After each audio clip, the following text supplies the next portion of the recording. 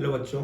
तो आज हम लोग स्टार्ट करेंगे इलेक्ट्रोस्टैटिक का लेक्चर नंबर 11, जिसमें लास्ट लेक्चर में मैंने बताया था कि इस लेक्चर में अपन लोग इलेक्ट्रोस्टैटिक की एडवांस जो electric field charge bodies, uniformly charge और नॉन यूनिफॉर्मली चार्ज बॉडीज हैं, उनकी वजह से जो इलेक्ट्रिक फील्ड की स्ट्रेंथ निकालनी होगी, उनकी कुछ एडवांस प्रॉब्लम्स देखेंगे किस तरीके से कैलकुलेट किया जाएगा। ठीक है, तो स्टार्ट करते बेटा इनकी कुछ न्यूमेरिकल से, कुछ प्रॉब्लम से। चलो बेटा, तो सबसे पहले जो है अपन लोग देखेंगे प्रॉब्लम 1 कुछ इस तरीके की है कि मैंने बताया था कि बेटा कैविटी के अंदर जो इलेक्ट्रिक फील्ड होता है वो कैलकुलेट करना बताया था, सेंटर के ऊपर डिपेंड करता है, और किसी कंडक्टिंग नॉन कंडक्टिंग स्फीयर के अंदर इलेक्ट्रिक फील्ड रो अपॉन में 3 epsilon naught times of r होता था। ठीक है, तो इसी से रिलेटेड सबसे पहले एक न्यूमेरिकल करेंगे।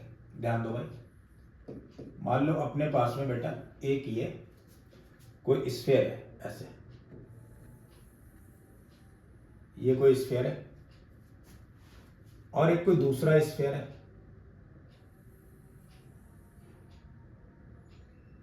कुछ इस टाइप का।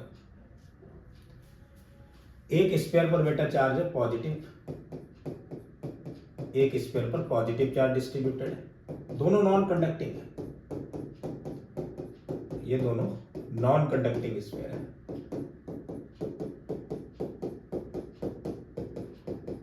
एक पर जो चार्ज डिस्ट्रीब्यूटेड है वो है पॉजिटिव, दूसरे पर चार्ज डिस्ट्रीब्यूटेड है बेटा पूरा नेगेटिव, ऐसे।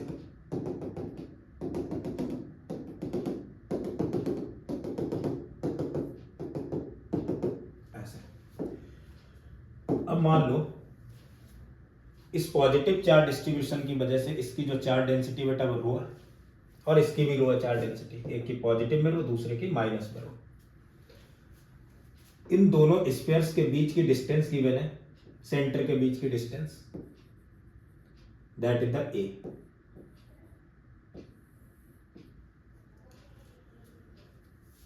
अब दोनों नॉन कंडक्टिंग है, स्फीयर जो है वो दोनों नॉन कंडक्टिंग है।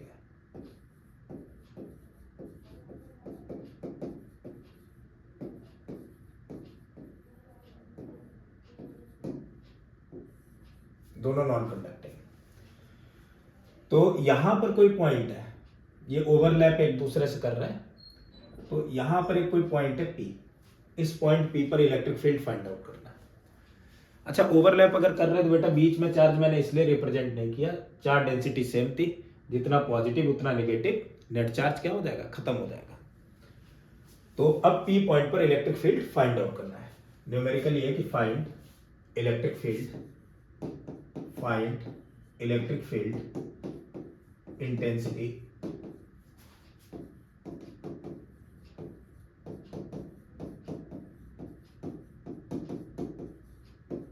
Eight point P।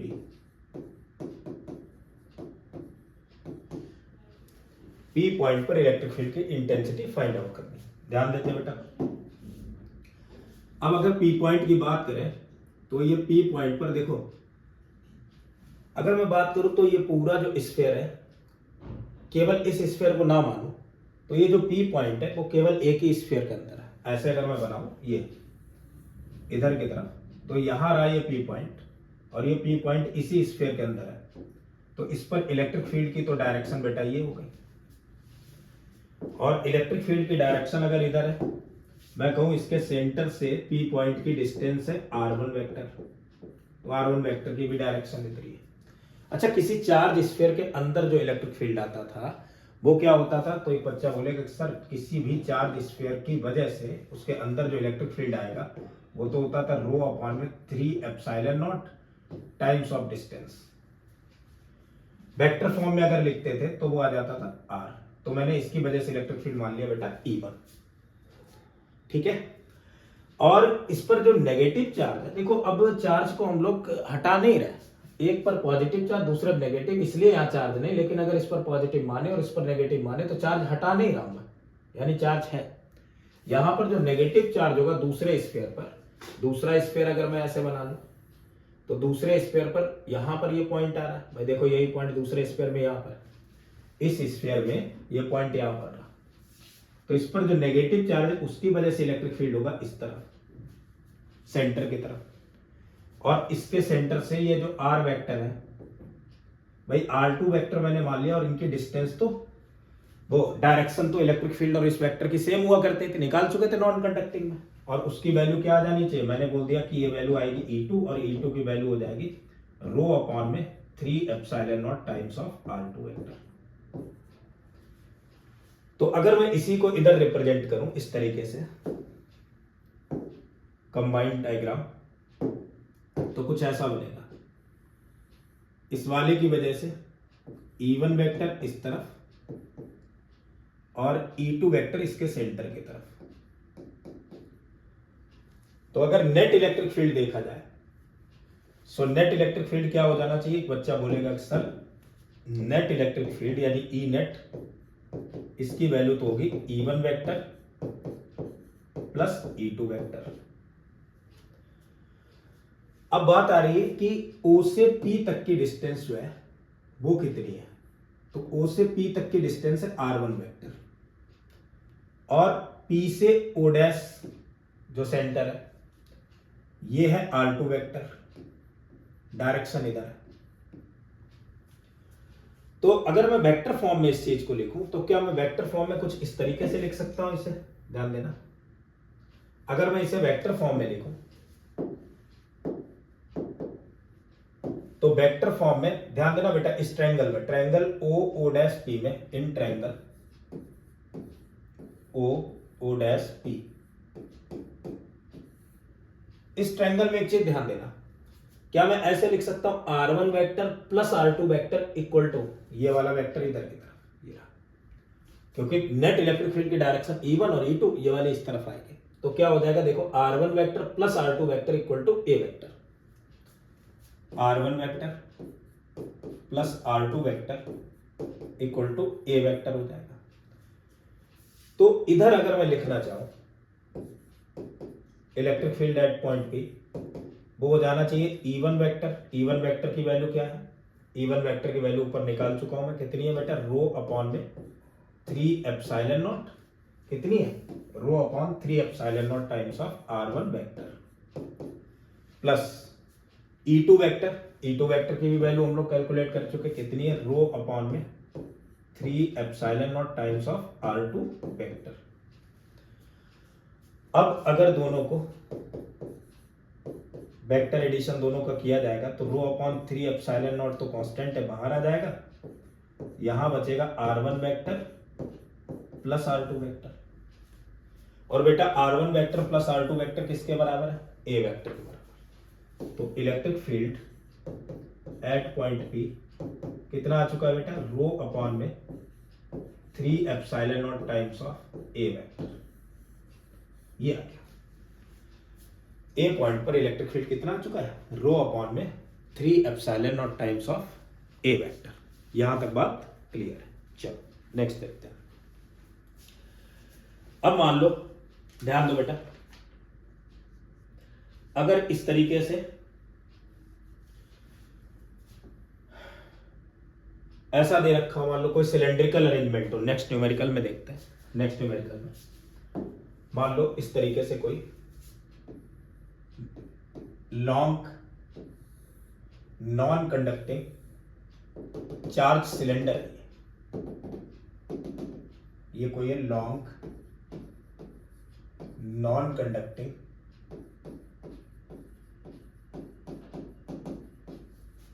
Charged cylinder.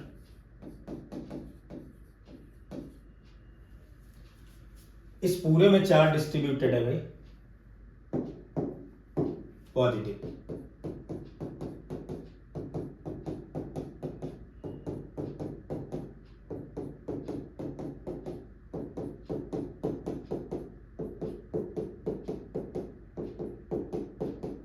ऐसे पूरे थ्रू आउट वॉल्यूम, और इसकी चार्ज डेंसिटी बेटा रो। अब क्या हुआ, ध्यान देना जरा। अब हुआ ये कि इस सिलेंडर के अंदर कोई एक स्फेरिकल कैविटी बना दी गई।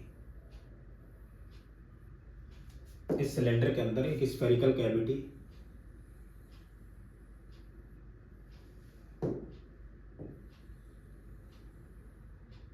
ये सिलेंडर की जो रेडियस है भाई वो दे रखी है कैपिटल आर। इस स्फेरिकल कैविटी की जो रेडियस है वो है r/2 और इस स्फेरिकल कैविटी के सेंटर से आगे कोई पॉइंट है P। इस पॉइंट P की जो डिस्टेंस है सेंटर से वो 2r है। ठीक है, ये गिवन है इतना क्वेश्चन में। चार्ज डेंसिटी जो इस सिलेंडर की है, charge density of this cylinder is rho. Cylinder की बेटा चार्ज डेंसिटी कितनी है? रो है। Then find out uniformly distributed है charge. Then find electric field intensity at point P। Find electric field intensity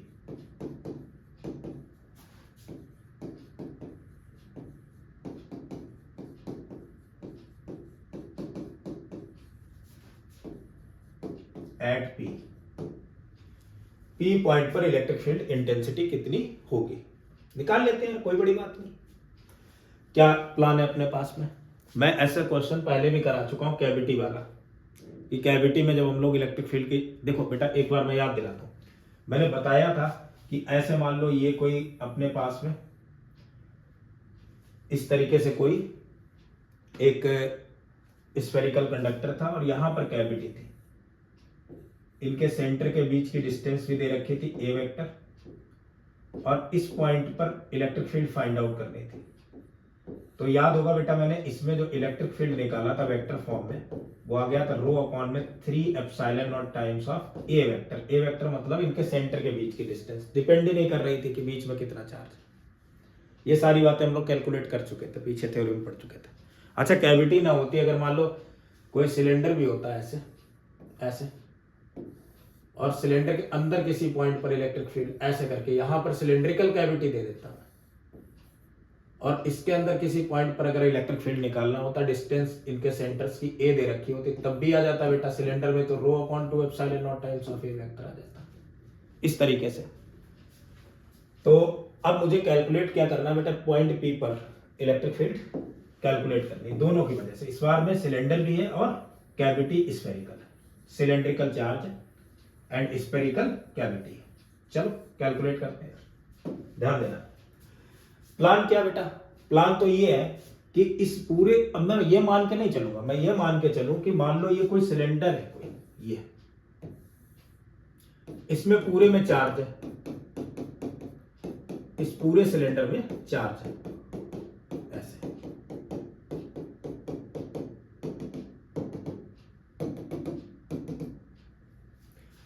और इसके सेंटर से P पॉइंट पर इलेक्ट्रिक फील्ड मुझे कैलकुलेट करना है। दूर P पॉइंट है, उस पर मुझे इलेक्ट्रिक फील्ड निकालना है। ये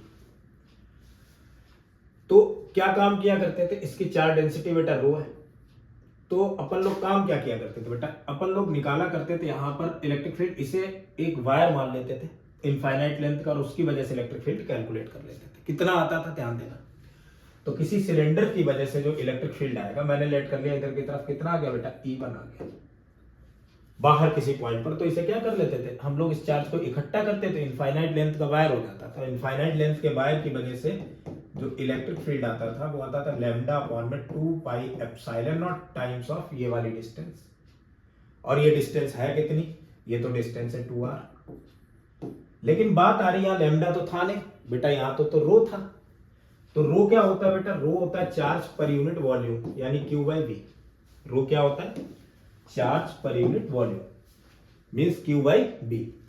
तो रो इक्वल टू Q अपॉन में वॉल्यूम बेटा सिलेंडर का क्या होता है, सिलेंडर का वॉल्यूम होता है पाई r स्क्वायर इंटू L, और Q/L क्या होता है, एक बच्चा बोले सर Q/L तो चार्ज पर यूनिट लेंथ, और इसकी वैल्यू तो लैम्डा है, यानी रो इक्वल टू लैम्डा अपॉन में पाई r स्क्वायर आ गया। तो लैम्डा की तो वैल्यू आ गई रो इंटू पाई r स्क्वायर, और ये बातें अपन लोग पिछले लेक्चर में कर भी चुके हैं, इससे पहले से पहले वाले लेक्चर। सो E1 वेक्टर जो आ जाएगा, E1 की वैल्यू, इलेक्ट्रिक फील्ड की वैल्यू को लैम्डा की जगह क्या लिखेंगे, rho into pi R square upon में 2 pi epsilon naught times of 2r। यही तो आ गई, ये आ गई भाई लैम्डा की वैल्यू। अब क्या होगा, अब मैं इधर r से एक r को तो कैंसिल करूंगा, पाई से इस पाई को कैंसिल करूंगा, तो इलेक्ट्रिक फील्ड तो आ गया अपने पास में रो इंटू r अपॉन में 4 एप्सिलॉन नॉट। ये किसकी वजह से, अगर पूरे सिलेंडर पे चार्ज होता है उसकी वजह से इलेक्ट्रिक फील्ड इतना है। भाई देखो मैंने यहां पर पूरे सिलेंडर पे चार्ज दिया। अब मैं ये मान के चलूं, मानूं कि स्फेरिकल कैविटी नहीं, कैविटी मतलब यहां चार्ज नहीं है, मैं मान के चलूं अगर इस स्फीयर में चार्ज होता तब इलेक्ट्रिक फील्ड कितना आता। मान लो यहां पर स्फीयर ये है और इस स्फीयर पर चार्ज है, तब इलेक्ट्रिक फील्ड कितना आएगा इस पॉइंट P पर। तो एक बच्चा बोलेगा सर इस पूरे चार्ज को इकट्ठा कर देते और पॉइंट चार्ज मान लेते, तो किसी पॉइंट चार्ज की वजह से जो इलेक्ट्रिक फील्ड आता था वो मैंने मान लिया E2 वेक्टर इसी डायरेक्शन, उसकी वैल्यू कितनी आ जाएगी 1/4 पाई एप्सिलॉन नॉट। चार्ज यहां का कितना है भाई, यहां पर चार्ज कितना है, मान लिया मैंने Q है, अपॉन में यहां से यहां तक की डिस्टेंस, इधर से इधर तक की डिस्टेंस बेटा 2r है, उसका स्क्वायर, तो 2r का स्क्वायर। 2r का स्क्वायर क्या होगा, बच्चा बोलेगा सर ये भी कोई बड़ी बात नहीं है, 2r का स्क्वायर तो 4r सर, मैं भी कैसी बातें कर रहा यार। चलो आगे देखते हैं। तो इधर क्या हो जाएगा, ध्यान दो, E2 की वैल्यू आ जाएगी, E2 आ जाएगा 1/4 pi epsilon naught charge Q upon 2r का स्क्वायर हो गया 4r स्क्वायर, सो E2 आ गया 1/4 4 16 पाई एप्सिलॉन नॉट Q अपॉन में r स्क्वायर। बात आ रही Q को लिखने की, और Q क्या है बेटा, चार्ज डेंसिटी तो रो है ना, तो इतने वॉल्यूम में कितना चार्ज होगा, भाई रो है चार्ज पर यूनिट वॉल्यूम, तो ये वाला जो वॉल्यूम है इसमें कितना चार्ज होगा, मैं कह रहा हूं Q है, उसकी वैल्यू क्या होनी चाहिए, per unit volume charge into volume का मल्टीप्लाई करता, ये तो चार्ज पर यूनिट वॉल्यूम है, एक यूनिट में कितना है वो रो है, इसके वॉल्यूम से मल्टीप्लाई कर दिया, कितना होगा मेरे बच्चे, ये चीज हो जाएगी रो इंटू वॉल्यूम, इसका होगा 4/3 पाई। रेडियस क्या थी भाई, रेडियस तो r/2 थी, यानी r/2 का क्यूब मींस r³/8। मतलब यहां E2 की वैल्यू अगर देखी जाए, so value of E2 is कितनी हो गई 1/16 पाई एप्सिलॉन नॉट, Q की जगह क्या लिखेंगे रो इंटू 4/3 r³/8 अपॉन में r स्क्वायर, यही तो बना। कुछ टर्म तो कैंसिल भी हो रहे हैं, इससे इसे कैंसिल कर दिया, r स्क्वायर से ये टर्म कैंसिल हुआ, तो E2 की तो वैल्यू आ गई बेटा कितनी, रो इंटू r अपॉन में 16 6 96 पाई एप्सिलॉन नॉट, सॉरी 4/3 पाई होता है बेटा, पाई से पाई कैंसिल है, यहां पाई नहीं रहेगा, कितना आ जाएगा rho into r upon 96 epsilon naught, ये E2 आ गया। अब ध्यान देना जरा, पूरे सिलेंडर की वजह से इलेक्ट्रिक फील्ड इधर, इस स्फेरिकल स्फीयर की वजह से इलेक्ट्रिक फील्ड इधर, लेकिन स्फीयर तो है ही नहीं, है तो स्फेरिकल कैविटी। अगर स्फीयर होता या पूरा सिलेंडर होता तो इतना इलेक्ट्रिक फील्ड आता, यानी स्फेरिकल चार्ज नहीं, जब स्फेरिकल चार्ज था। अब मैं क्या काम करूं बताओ, है तो नहीं ना स्फेरिकल चार्ज, या तो कैविटी है, तो मैं स्फीयर की वजह से इलेक्ट्रिक फील्ड को इससे माइनस कर दूं, काम बन जाना चाहिए। तो जो स्फीयर की वजह से इलेक्ट्रिक फील्ड आएगा उसे अपन लोग इससे माइनस कर देंगे, तो क्या आ जाएगा भाई, तब इलेक्ट्रिक फील्ड आ जाएगा अपने पास में, so electric field E equal to E1 से E2 को माइनस कर देंगे, क्यों, क्योंकि सिलेंडर, पूरे सिलेंडर की वजह से मैंने इलेक्ट्रिक फील्ड निकाला, जबकि निकालना कैविटी भी है इसमें, सिलेंडर प्लस कैविटी इसकी वजह से, तो कैविटी के इलेक्ट्रिक फील्ड को माइनस कर दो पूरे से, भाई क्या काम करेंगे, पूरे का निकाल लिया, अब इतने में है ही नहीं तो उसे माइनस कर दो, कैविटी वाला निकाल चुके हैं।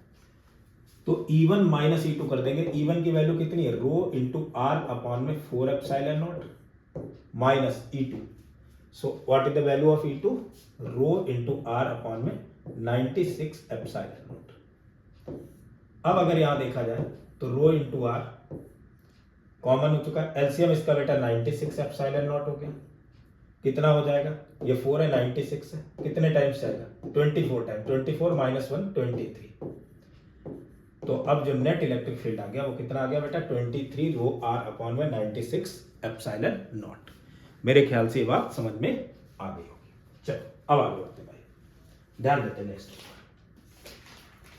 मान लो कि ऐसे ही एक और न्यूमेरिकल है इस तरीके से, लेट्स से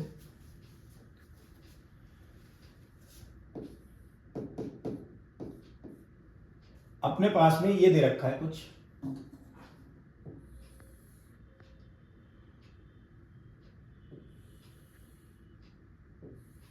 ये कोई सिलेंडर है, और बल्कि मैं बोल रहा हूं सिलेंड्रिकल सेल है। ऐसे एक कोई सिलेंड्रिकल सेल है बेटा, और लॉन्ग है, इनफाइनाइटली लॉन्ग, मैं यहां पूरी बना नहीं रहा, इनफाइनाइटली लॉन्ग सिलेंड्रिकल सेल है। ऐसे नॉन कंडक्टिंग, जिसमें ऐसे चार्ज डिस्ट्रीब्यूट है।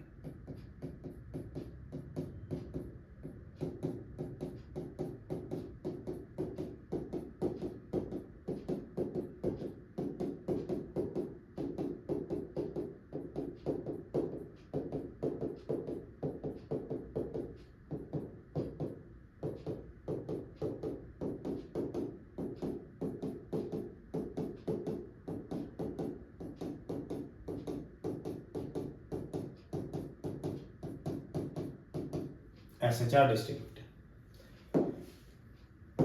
और इसकी जो चार्ज डेंसिटी है वो गिवन है, rho equal to B by R. Given जो है charge density, rho equal to बेटा क्या है, बी बाई आर। ठीक है, charge density rho equal to है, सॉरी, रो इक्वल टू जो है B by R, where we is the distance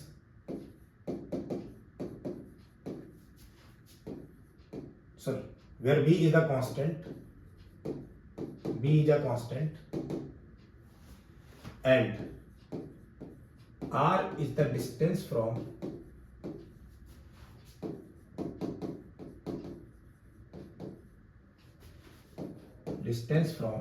the center of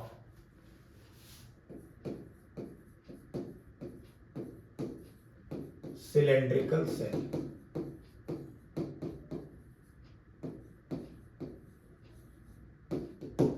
cylindrical के सेल के सेंटर से आर डिस्टेंस। इसकी जो इनर रेडियस है बेटा वो गिवन है R1 and outer radius is R2। Inner radius बेटा क्या है, R1 है, और आउटर रेडियस क्या है, R2 है। देन हमें फाइंड आउट क्या करना है, हमें फाइंड आउट करना बेटा इलेक्ट्रिक फील्ड। कहां कहां ध्यान दो, find electric field strength,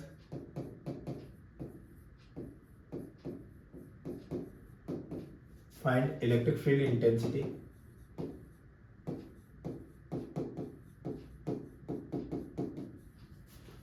eight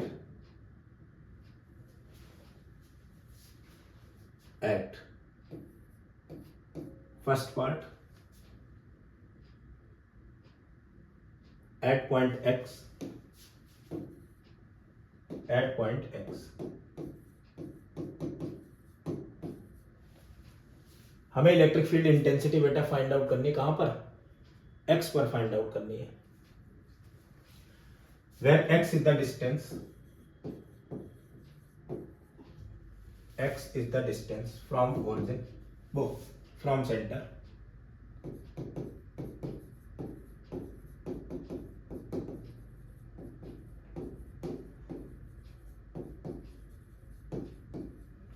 x is the distance from the center.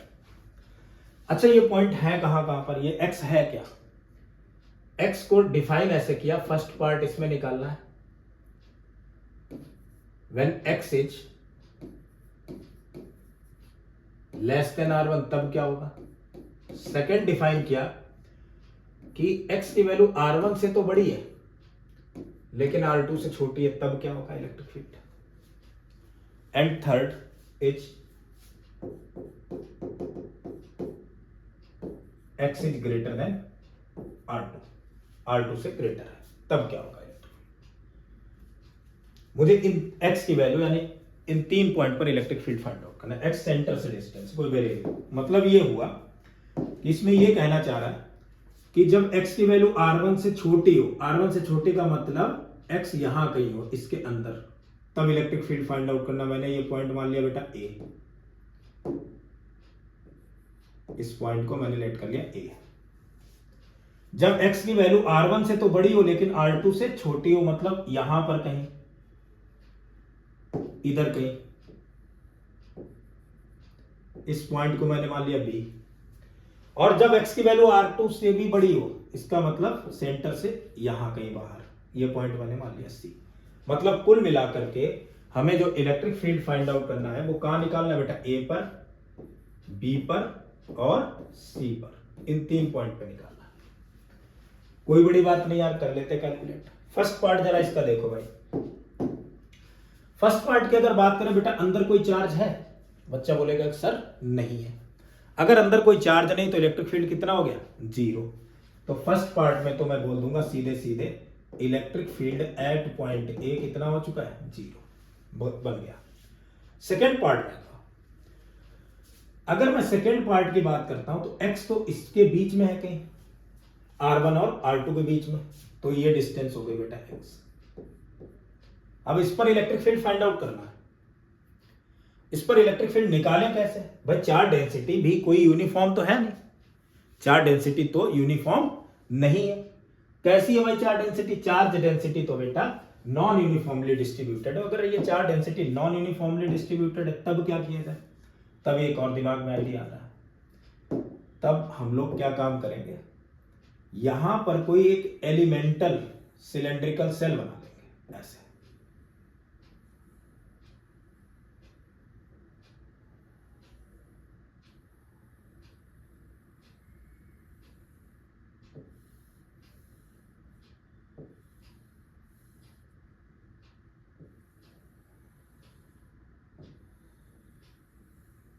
ऐसे कोई एक एलिमेंटल सिलेंड्रिकल सेल बना ली,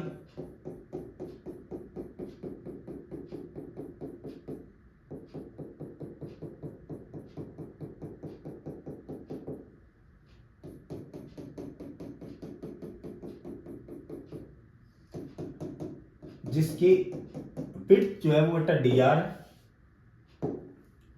और सेंटर से डिस्टेंस जो है वो r है। ये विड्थ है बेटा dr और इसके सेंटर से डिस्टेंस कितनी, r है। अब मैं कहूं कि इस पर चार्ज कितना होगा, इतने पर चार्ज कितना होगा, ये सिलेंड्रिकल सेल है, इतने वॉल्यूम पर चार्ज कितना होगा। तो यार मैं इस पर अगर चार्ज निकालूं तो चार्ज निकालने का तरीका ये है, मैंने मान लिया कि इस पर चार्ज है बेटा dq। कैसे निकालूं, चार्ज निकालूंगा चार्ज पर यूनिट लेंथ, वो चार्ज पर यूनिट वॉल्यूम यानी रो इनटू, भाई एक यूनिट वॉल्यूम पर चार्ज ये आ गया रो, इनटू ये वाला पूरा वॉल्यूम। किसका वॉल्यूम बेटा, इस सिलेंड्रिकल सेल का। लेट कर लिया मैंने कि इसकी लेंथ है बेटा l, मैंने लेट कर लिया यहां की लेंथ कितनी है, l है। अभी है नहीं, ये तो इनफाइनाइटली लॉन्ग है, मैं इतने की केवल इतने पोर्शन की लेंथ l लेट करेंगे। तो वॉल्यूम क्या होना चाहिए, एक बच्चा बोले सर वॉल्यूम होगा ये वाला एरिया इनटू ये वाली लेंथ l। भाई चारों तरफ ऐसे सिलेंड्रिकल ये चीज बनेगी तो ये वाला एरिया इनटू लेंथ हो जाएगी। अब बात आ रही एरिया क्या होगा, तो एरिया बेटा होगा ये सर्कमफरेंस इनटू ये विड्थ। भाई सर्कमफरेंस यहां से यहां तक की कितनी होगी, 2 पाई r इंटू ए विड्थ डी आर। सर्कमफ्रेंस यहां से यहां तक की देखो ये टॉप व्यू ऐसे, ये सर्कमफ्रेंस हो गई बेटा कितनी 2 पाई आर इंटू ये वाली विड्थ यानी डी आर। ये तो हो गया एरिया इंटू मैं ये लेंथ का मल्टीप्लाई करूंगा पूरे का वॉल्यूम आ जाएगा। ये जो सिलेंड्रिकल अपने पास में एलिमेंट बना, so volume of the cylindrical element is 2 pi R D are. ये तो हो गई एरिया और लेंथ का मैंने मल्टीप्लाई करके एल का, ये हो गया चार्ज डी क्यू। तो अब जो है सेंटर से एक्स डिस्टेंस तक कितना चार्ज फैला हुआ है वो अब कैलकुलेट करना है, यानी नेट चार्ज निकालना। तो बेटा इसका करना पड़ेगा इंटीग्रेशन। लिमिट कहां से कहां तक लगाई जाए, अब समझो बिल्कुल यहां पर पहुंचे, यहां तक चार्ज है 0, यहां पर भी चार्ज है 0। उसके बाद R1 डिस्टेंस से लेकर के x डिस्टेंस तक चार्ज कुछ है, मुझे तो यहीं तक निकालना ना x तक। तो R1 डिस्टेंस से x डिस्टेंस तक कुछ चार्ज होगा, तो लिमिट लगानी बेटा मुझे R1 से x तक की, वो मैंने मान लिया Q है। अच्छा मैं ये काम कर क्यों रहा हूं पता, सिलेंड्रिकल सेल की वजह से अगर अपन लोग इलेक्ट्रिक फील्ड निकालते थे तो वहां पर उसके अंदर जितना, जहां पर निकालना इलेक्ट्रिक फील्ड उसके अंदर जितना चार्ज है वो चार्ज निकाल लेते थे, उसे एक वायर मानते थे, इनफाइनाइट लेंथ करो, उसकी वजह से इलेक्ट्रिक फील्ड का फॉर्मूला था लैम्डा अपॉन में 2 pi epsilon naught times of R. जैसे उसे लगाते थे आंसर आ जाता था, लैम्डा की वैल्यू रो के टर्म उठा के रख देते थे, बस ये था अपने पास में। तो लैम्डा पहले निकाल देते, तो इसका मतलब पहले अपन को क्या निकालना पड़ेगा बेटा, लैम्डा निकाल लें और सीधे यहाँ x डिस्टेंस पर क्या हो जाएगा 2 पाई लैम्डा अपॉन में 2 pi epsilon naught times of distance कितनी x, तो x डाल दें। पहले इतने में चार्ज कितना है एनक्लोज्ड वो कैलकुलेट करते हैं। तो चार्ज आ गया अपने पास में, डी क्यू का इंटीग्रेशन बेटा कितना हो गया q इक्वल टू रो। हाँ एक चीज और बेटा, रो तो कांस्टेंट नहीं है, रो अगर कांस्टेंट नहीं है तो रो की जगह तो क्या लिखा जाएगा b बाई आर, ये गिवन है, रो जो है वो है b बाई आर, यानी इसे भी अपन लोग अंदर ले जाएंगे तो b by R into 2 pi R D R into L. R से तो आर कैंसिल, अब सारे कांस्टेंट बाहर आ जाएंगे, लिमिट 0 वो R1 से लेकर के x तक, तो ये आ जाएगा 2 pi b into L. D R का इंटीग्रेशन बेटा होगा r, लिमिट R1 से x तक, इसे आगे कैलकुलेट करेंगे अगर अपन लोग तो बन जाएगा अपने पास में q इक्वल टू, बल्कि q इक्वल टू क्यू, मैं इस l को इसके नीचे लिए जा रहा हूं तो q by L equal to 2 pi b upper limit यानी x minus lower limit means R1। q by L बेटा क्या होता है लैम्डा, तो इसकी जगह आ गया लैम्डा यानी 2 pi b times of x minus का R1। ये चार्ज पर यूनिट लेंथ आ गया। अब अगर ये चार्ज पर यूनिट लेंथ आ गया बेटा, मुझे निकालना है इलेक्ट्रिक फील्ड, समझो जरा।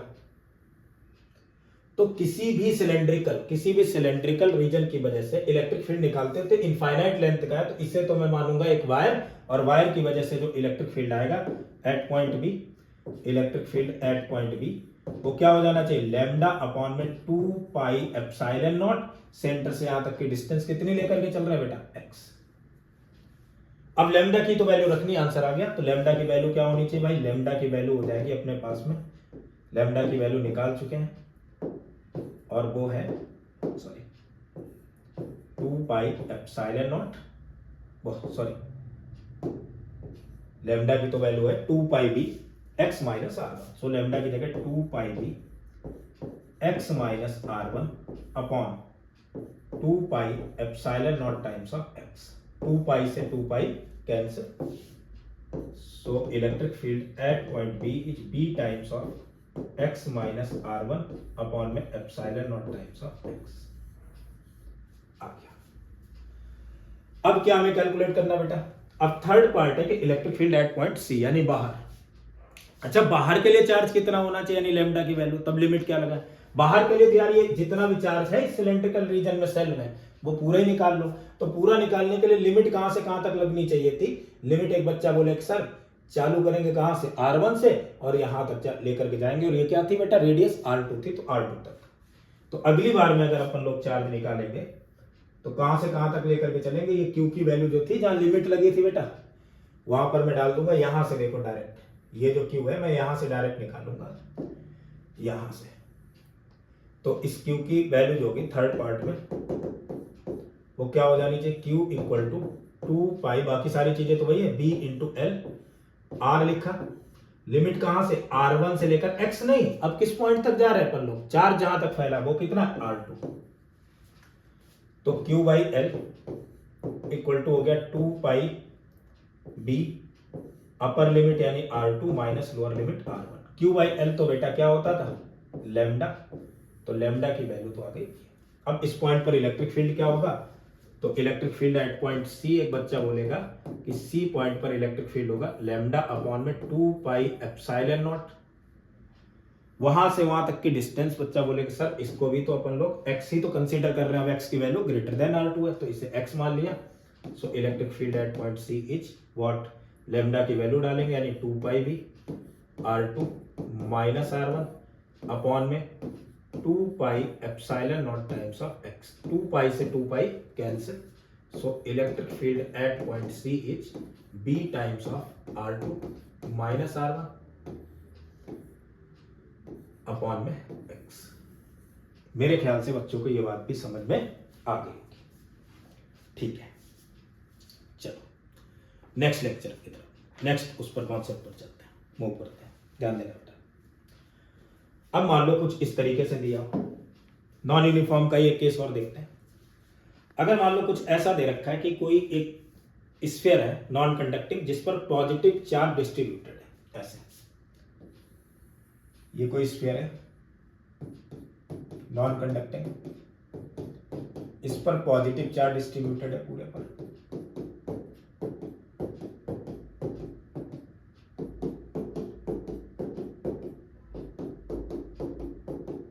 और इसकी चार्ज डेंसिटी जो है फिर से नॉन यूनिफॉर्म है, वेरिएबल है चार्ज डेंसिटी, ठीक है। इसकी चार्ज डेंसिटी जो है वो कैसी है बेटा, वेरिएबल है, नॉन यूनिफॉर्म है। कैसी, नॉन यूनिफॉर्म है, इस तरीके से, रेडियस इसकी कैपिटल आर है, and charge density, volume charge density rho जो है वो डिफाइंड है rho naught times of 1 minus small r upon में कैपिटल आर, ये है चार्ज डेंसिटी, ठीक है।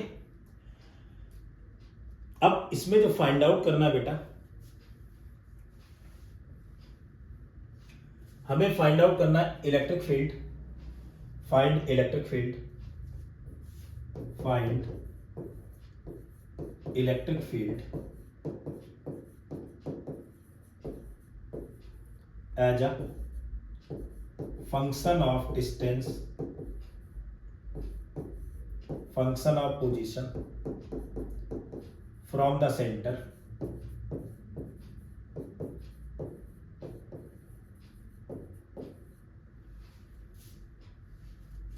inside and outside the sphere, inside and outside the sphere, ये फाइंड आउट करना है। कोई बड़ी बात नहीं बेटा, निकाल लेते हैं इनसाइड और आउटसाइड दोनों पॉइंट पर। तो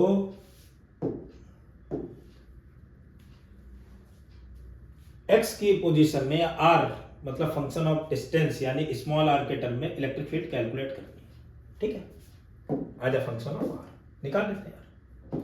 मैं एक काम करता हूं बेटा, मैं यहां इसके अंदर कोई इधर पॉइंट मानता हूं, ये पॉइंट मैंने लेट कर लिया ए। इस पॉइंट पर अगर इलेक्ट्रिक फील्ड निकालेंगे तो प्लान क्या होना चाहिए बेटा, यहां पर एक स्फीयर बनाओ और इस स्फीयर के चार्ज को इकट्ठा कर दो और इसे पॉइंट चार्ज मान लो, और पॉइंट चार्ज की वजह से यहां आर डिस्टेंस पर इलेक्ट्रिक फील्ड कैलकुलेट कर लो। यहां पर एक स्फीयर बनाओ, ऐसे ही तो किया करते थे बेटा, इस यहां स्फीयर बनाया, इस स्फीयर की वजह से इस स्फीयर के चार्ज को क्या कर दिया भाई, इकट्ठा कर दिया, इकट्ठा कर दिया तो ये बना पॉइंट चार्ज, और इस पॉइंट चार्ज की वजह से ए पॉइंट पर इलेक्ट्रिक फील्ड कैलकुलेट करो। बाकी बाहर वालों से नहीं मतलब रहता, आगे गॉस थ्योरम में बताऊंगा कि जितना यहां से पॉजिटिव से फ्लक्स इंटर करेगा इस सरफेस से उतना ही बाहर निकल जाएगा, नेट फील्ड जीरो होगा बाहर वालों की वजह से। ऐसे इधर से भी जो भी आएगा भाई, यहां पॉजिटिव है तो सारा फ्लक्स जो है वो बाहर ही निकलेगा पूरी सरफेस से, तो अंदर वाले चार्ज से ही मतलब रहता है। तो अंदर वाले चार्ज को बेटा इकट्ठा करो और ये पॉइंट चार्ज हो गया, इसकी वजह से इलेक्ट्रिक फील्ड निकाल लो। तो अंदर वाला चार्ज होगा कितना, पहले तो ये कैलकुलेट करना पड़ेगा, तो पहले अंदर चार्ज निकालते हैं। अच्छा इसमें है क्या, इसमें तो चार्ज वेरिएबल है, वो चार्ज डेंसिटी तो वेरिएबल है, चार्ज डेंसिटी वेरिएबल है तो चार्ज ऐसे तो नहीं निकाल सकते अपन लोग, इंटीग्रेशन का यूज करेंगे। इंटीग्रेशन का यूज करने के लिए यहां पर एक एलिमेंटल स्फेरिकल सेल बना दी, ऐसी कोई एलिमेंटल स्फेरिकल सेल होगी, सॉरी अंदर कोई एक स्फेरिकल एलिमेंटल स्फेरिकल सेल मैंने बना दी,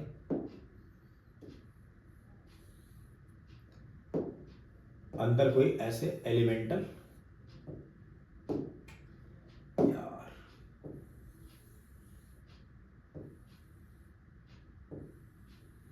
ये कोई एलिमेंटल स्फेरिकल सेल है,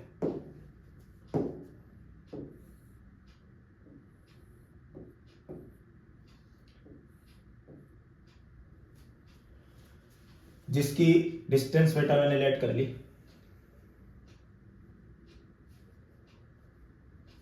सॉरी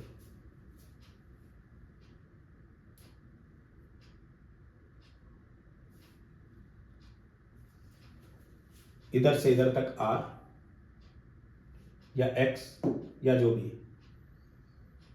लेट से इसे x मैंने लेट कर लिया, इधर से इधर तक r,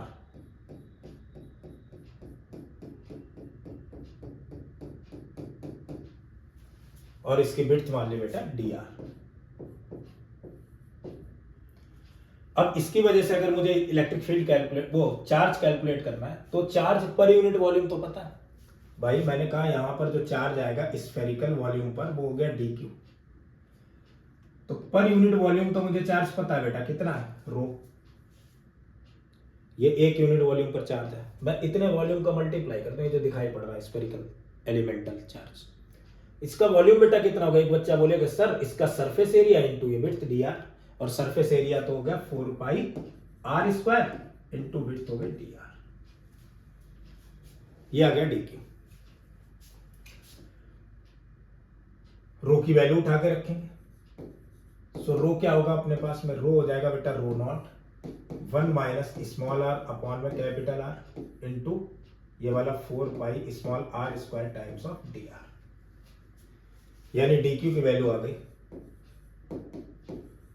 4 pi rho not, dq आ गया बेटा 4 पाई रो नॉट,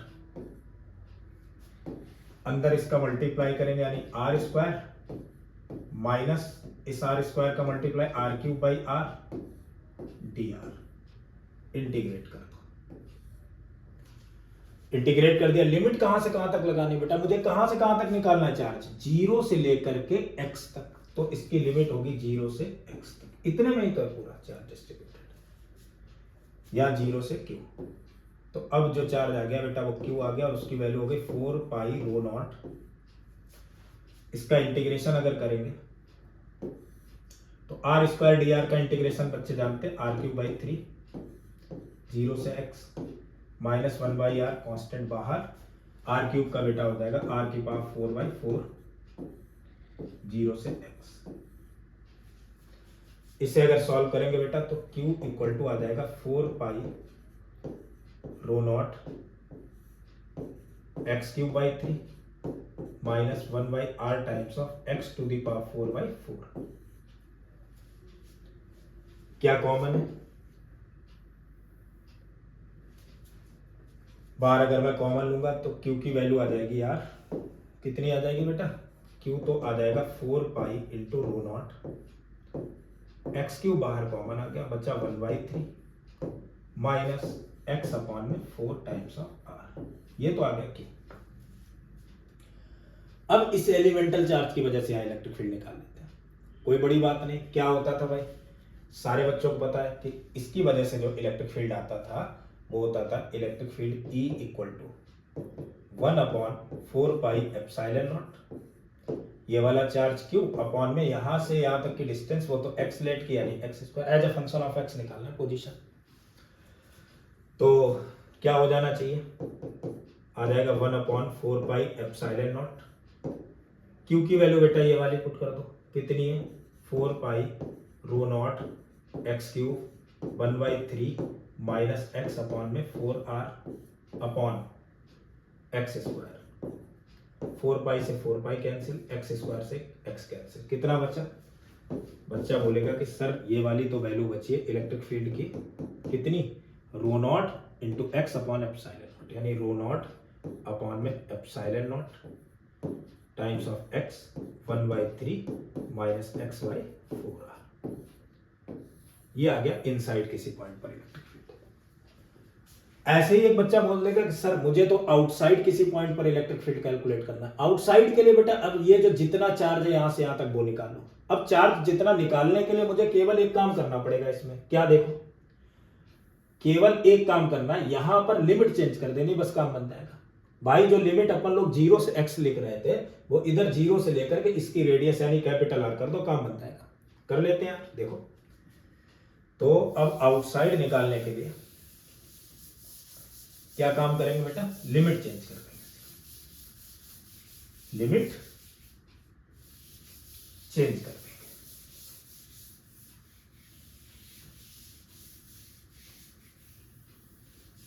कितनी कर दें लिमिट? बच्चा बोलेगा सर 0 से लेकर के कैपिटल R कर दी, ये हो गया Q 4 pi rho naught R square D R का हो जाएगा बेटा फिर से r³/3, लिमिट 0 से capital R minus r 1/r constant बाहर, r³ का हो जाएगा r⁴/4, लिमिट 0 से लेकर के कैपिटल R, वैल्यू रखेंगे।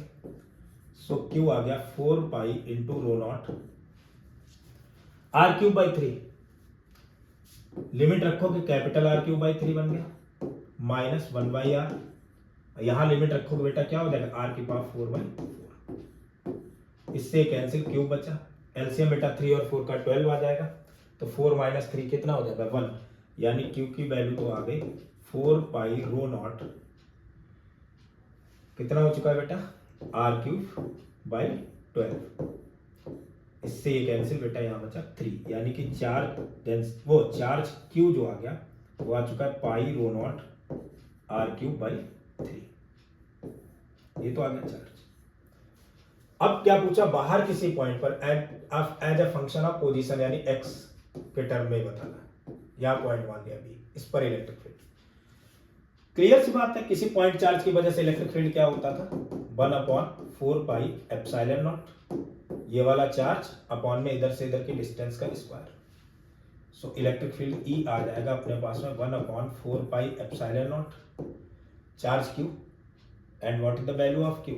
बच्चा बोलेगा सर क्यू की वैल्यू तो हो गई pi into rho naught r³ upon में 3 इंटू एक्स स्क्वायर, पाई से तो पाई कैंसिल हो गया, सो इलेक्ट्रिक फील्ड की वैल्यू आ गई रो नॉट r³ अपॉन में 4 3 जा 12 epsilon naught times of x square, ये बन गया।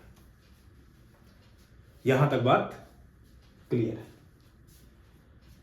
अब अगर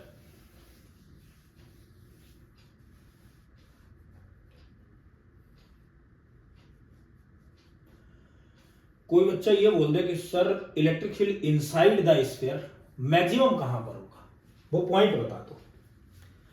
तो inside the sphere electric field अपन लोग निकाल चुके थे शायद, अगर याद हो तो इनसाइड द स्फीयर अपन लोग इलेक्ट्रिक फील्ड कुछ कैलकुलेट किए थे, और कितना कैलकुलेट किए थे inside the sphere electric field? वो शायद ऐसा था, inside the sphere electric field, अगर नेक्स्ट क्वेश्चन इस तरीके को फाइंड, नेक्स्ट है इसी में बेटा, इसी का नेक्स्ट पार्ट अगर ये मान लें find the point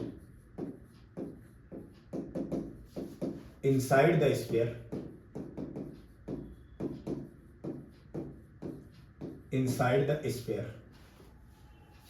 where electric field is maximum.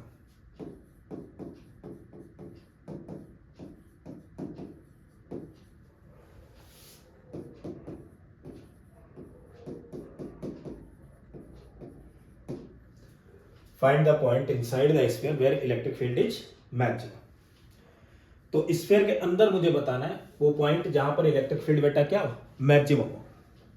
कोई बड़ी बात नहीं है, निकाल भी सकते हैं। कैसे? देखो मान लो inside the sphere electric field जो बेटा मैंने निकाला था, अगर याद हो आपको, मुझे तो याद है, मैं बता दे रहा हूँ क्या आया था। वो इलेक्ट्रिक फील्ड आया था अपने पास में रो इंटू स्मॉल आर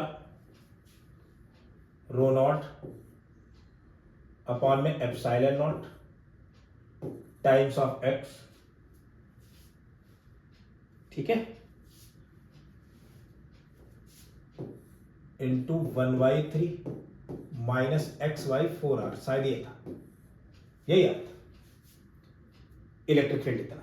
अब ये पूछा जाए कि मैक्सिमम कितना होगा, तो x भाई किस पॉइंट पर होगा, तो यानी x की वैल्यू कैलकुलेट करनी है, x तो वेरिएबल है, कहां पर मैक्सिमम होगा, तो अपन लोग क्या करेंगे बेटा, इसे डिफरेंशिएट कर देंगे, मैक्सिमम मिनिमा का कॉन्सेप्ट यूज करेंगे और डिफरेंशिएट करके इक्वल 0 डाल देंगे, यानी कि फॉर ई मैक्स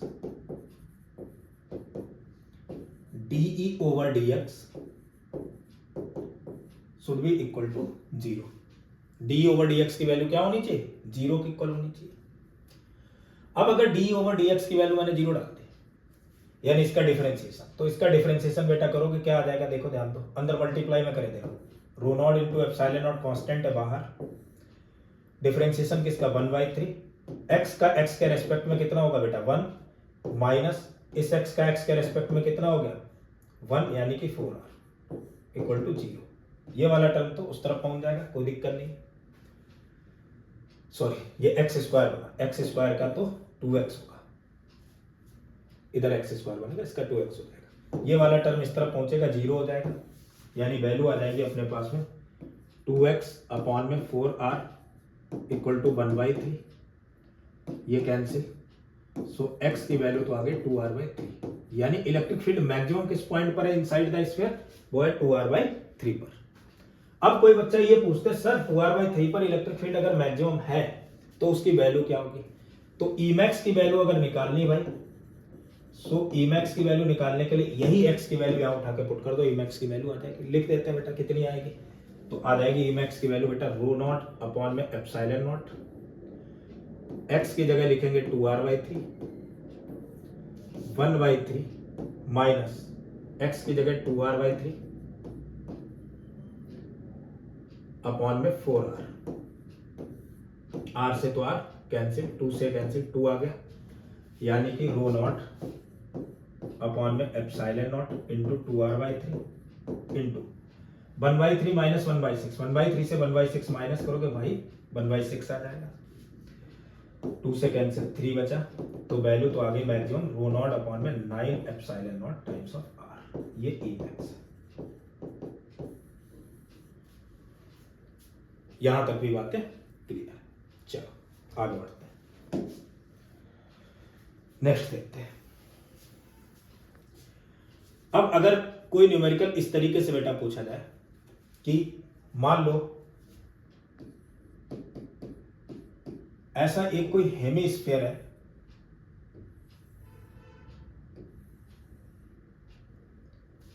और इसमें चार्ज डिस्ट्रीब्यूटेड है और इसकी चार्ज डेंसिटी बेटा रो, और इस हेमिस्फीयर की रेडियस है r, इससे 2r डिस्टेंस पर एक कोई पॉइंट है A और इसकी सरफेस से r डिस्टेंस पर कोई पॉइंट है B,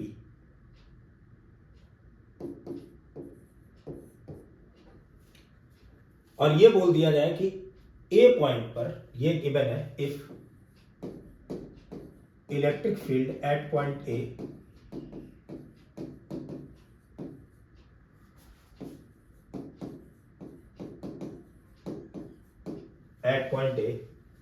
is E, then find electric field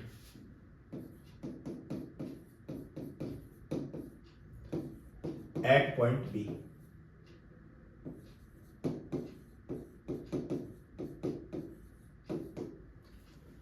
अगर पॉइंट A पर इलेक्ट्रिक फील्ड बेटा A है तो B पॉइंट पर इलेक्ट्रिक फील्ड क्या होगा, ये निकालना, कोई बड़ी बात नहीं है। फिर से क्या होगा, कैसे निकालेंगे, ध्यान देना, मेरे दिमाग में एक प्लान है, मैं एक स्फीयर और बना ले रहा हूं, हेमिस्फीयर।